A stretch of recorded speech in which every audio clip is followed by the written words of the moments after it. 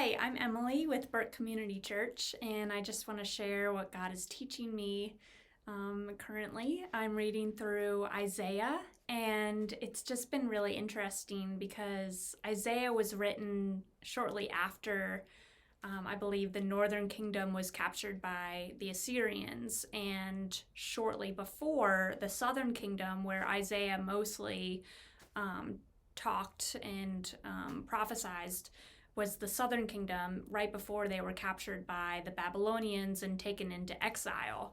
And it's because God was unhappy with the Israelites because they were just sinning and they just didn't care about the relationship with God. They were idol worshiping. They were doing just heartless rituals and sacrifices. And so God is a God of justice. So they had to be punished for their sins. But at the same time that God is so unhappy with the Israelites, he has so many references here to calling out to them because he loves them so much and he just wants to have a relationship with them. He wants them to repent. He wants to be close to them. He wants to rescue them. And there's even, let me just share a couple verses of those kind of things that he says that are just kind of really comforting. This is Isaiah 31:4. As a lion growls, a great lion over his prey, and though a whole band of shepherds is called together against him, he is not frightened by their shouts or disturbed by their clamor.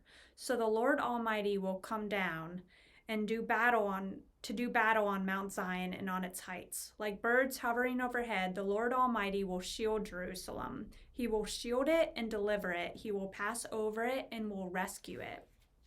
And then let me read just one more verse that some of you might be really familiar with. I know I am, and I've used it for comfort multiple times in my life. It's Isaiah 41:10. So do not fear, for I am with you. Do not be dismayed, for I am your God. I will strengthen you and help you. I will uphold you with my righteous right hand. And so even as the Israelites are going to go through this dark time, God has these promises for them. And he even has the ultimate promise that Jesus is going to come and going to make the ultimate sacrifice so that they can have a relationship with God and that their sins will be covered forever. And so that's just really awesome that God just wants to give it all, even when we don't deserve it. And so I just wanted to read one verse that alludes to Jesus Christ. Let's see. This is Isaiah 40. Comfort, comfort my people, says your God. Speak tenderly to Jerusalem and proclaim to her that her hard service has been completed, that her sin has been paid for, that she has received from the Lord's hand double for all her sins.